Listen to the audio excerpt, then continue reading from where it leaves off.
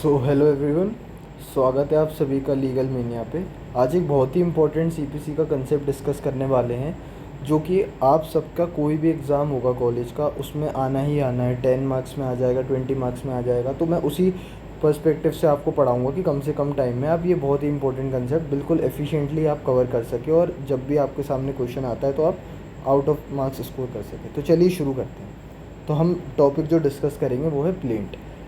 Plaint CPC में आप कहीं भी देखेंगे तो कहीं एग्जैक्टली प्लेंट डिफाइन नहीं किया गया है, पर ऑर्डर 7 में प्लेंट से रिलेटेड जो भी चीज़ें हैं वो सारी दी गई हैं। तो हम डिस्कस करेंगे। सबसे पहले समझते हैं कि प्लेंट है क्या।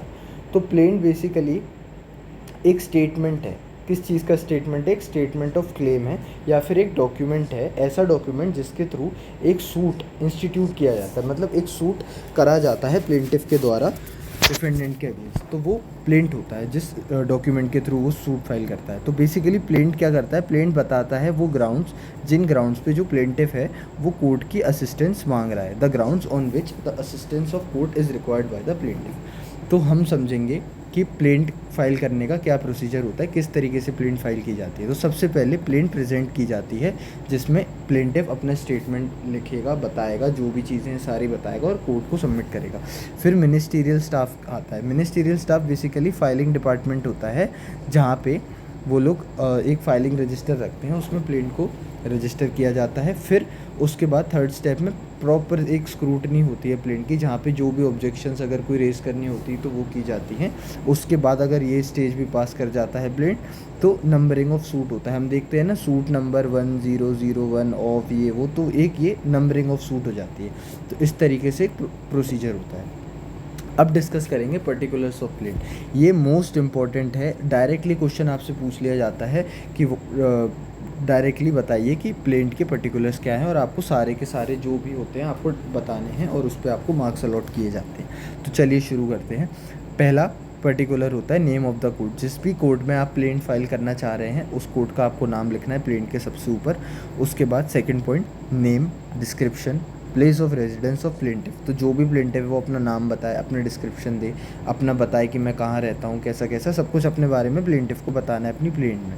उसके बाद उसे डिफेंडेंट का नाम, डिस्क्रिप्शन, प्लेस ऑफ रेजिडेंस, जो भी चीज़ें डिफेंडेंट से रिलेटेड है वो अपने प्लेंट में मेंशन करना है स्पेसिफिकली। चौथा पॉइंट, अगर प्लेंटिफ या डिफेंडेंट कोई भी एक माइनर है, ल्यूनेटिक है, या अनसाउंड माइंड का पर्सन है, तो एक स्पेसिफिक स्टेटमेंट आपको मेंशन करना है, जिसमें आप बताओगे कि भैया हमारा जो प्लेंटिफ या डिफेंडेंट है वो माइनर है, या ल्यूनेटिक है, या फिर अनसाउंड माइंड का पर्सन है। फिफ्थ पॉइंट, ये यहाँ पे आपको बताना है कि जो भी फैक्ट्स हैं जो कॉज ऑफ एक्शन को कॉन्स्टिट्यूट कर रहे हैं, कि आपका जो भी कॉज ऑफ एक्शन है, कि कैसे कैसे आपको क्या भी जो भी चीज़ हुई है, कि कैसे कॉज ऑफ एक्शन कहाँ पे अराइज़ हुआ, जो भी डिफेंडेंट से रिलेटेड बातें हैं कि उसने क्या किया जिससे आपका कॉज ऑफ एक्शन अराइज़ होता है, सो उससे कॉन्स्टिट्यूटेड जो भी फैक्ट्स हैं आपको सारे यहाँ पे बता देने हैं। सिक्स पॉइंट में आपको बताना है कि whether the court has jurisdiction, कि जिस कोर्ट के अंडर आप एक जो प्लेंट फाइल कर रहे हैं, क्या उस कोर्ट के पास ज्यूरिसडिक्शन है उस मैटर को ट्राई करने की या नहीं। तो आपको एक स्पेसिफिक स्टेटमेंट देके ज्यूरिसडिक्शन बतानी है।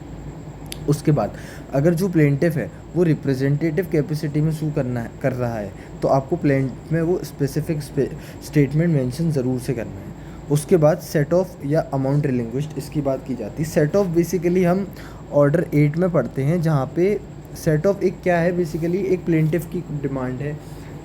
प्लेंटिफ कुछ डिमांड करता है, डिफेंडेंट का ओवरड्यू ऑलरेडी है, तो वो बेसिकली सेट ऑफ किया जाता है। तो वो हम आगे पढ़ेंगे अच्छे से। तो आपको अभी यहाँ पे सिर्फ मेंशन करना है कि सेट ऑफ और अमाउंट रिलिंग्विश्ड। अब आता है मेसने प्रॉफिट्स ऑफ मूवेबल्स, जहाँ पे अगर एक मूवेबल प्रॉपर्टी है जिसका आप अमाउंट असरटेन नहीं कर पा रहे हैं, तो आपको एक अप्रॉक्स अमाउंट मेंशन करना होता है अपनी प्लेंट। फिर आता है रिलीफ क्लेम, कि आप कोर्ट से क्या रिलीफ क्लेम करना चाहते हो, तो आपको स्पेसिफिकली अपने जो भी रिलीफ आप चाहते हैं कोर्ट दे, आपको सारे बता देने हैं। फिर आता है प्रॉपर डिस्क्रिप्शन। अगर एक इमूवेबल प्रॉपर्टी इन्वॉल्व है आपके सूट, जो भी आपने प्लेंट फाइल की है उसमें, तो आपको पूरा इमूवेबल प्रॉपर्टी का डिस्क्रिप्शन देना है कि इमूवेबल प्रॉपर्टी कहाँ पे सिचुएटेड है, उसकी वैल्यू क्या है, उसका ओनर क्या है, जो भी आप जितना भी आपको पता है आपको सब बताना है। फिर उसके बाद आता है any interest liability of the defendant in the subject matter. आपको अपनी प्लेंट में मेंशन करना है कि जो डिफेंडेंट है उसका जो प्रॉपर्टी इन डिस्प्यूट है उसमें उसका क्या इंटरेस्ट है, उसका क्या लाइबिलिटी है। उसके बाद आपको बताना है टाइम बार्ड एग्जेम्पशन।